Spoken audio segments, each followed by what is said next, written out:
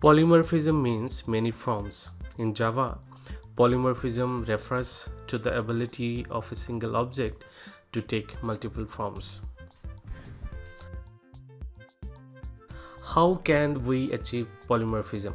This can be achieved through inheritance, interfaces, and overridden methods. How do we know whether a class is polymorphic or not? A class that extends another class or implements an interface is considered to be polymorphic because it can be treated as instance of its parent class or interface. Look into this example. Class A inherits class B. Therefore, class A will be considered polymorphic. In Java, polymorphism can be divided into two categories: static polymorphism and dynamic polymorphism. Static polymorphism, also known as compile time polymorphism, is achieved through method overloading.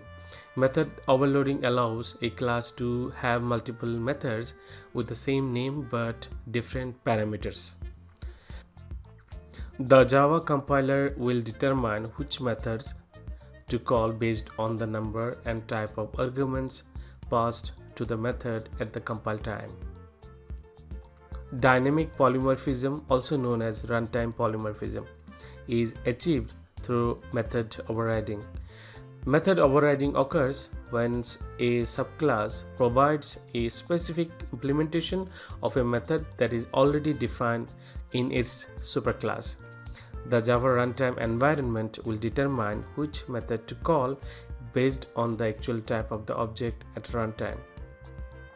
Here is an example of dynamic polymorphism. So I'm in Eclipse. You can see that animal is the superclass and elephant is the subclass. Another subclass we have dog. In the main method, I'm creating object of animal class. This is the object of animal class. Similarly, I have object of elephant. See on the left side, although that it is animal, but on the right side it is elephant. Okay, in the runtime this will be resolved. Okay, similarly I have animal dog, but actually dog is also animal. That is the reason that it is an inheritance hierarchy. On the right side it is the dog object. Okay, when I run this example, what will happen? Object of elephant will be assigned to elephant, although that it is animal.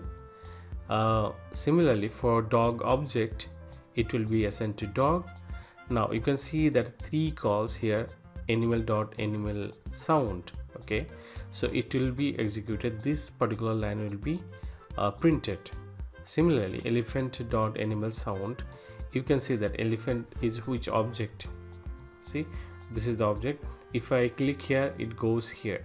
Okay, so all the three subclasses have the same animal sound, but in all the subclasses I have overridden the animal sound. So whenever I execute this program, it will display the respective implementation of the subclass. Okay, let me see. You can see that the animal makes sound, the elephant makes sound, the dog makes sound. All right, remember one thing, we have the superclass and we have the subclass elephant. We have overridden animal sound, but this time you see that the elephant makes sound, not the animal. Similarly, in the dog class, we have overridden method animal sound, the dog makes sound. In animal we have different, the animal makes sound, and in elephant it is elephant makes sound. So all are different, but at the runtime it will be resolved and it will be called the respective method. Okay, on the left side you can see that all are animal object, but on the right side the respective object, I mean animal, elephant, dog. And you can see that I'm calling same method, animal sound, but it will call different method at, you can see that animal makes sound, the elephant makes sound, the dog makes sound. That's it for today's video.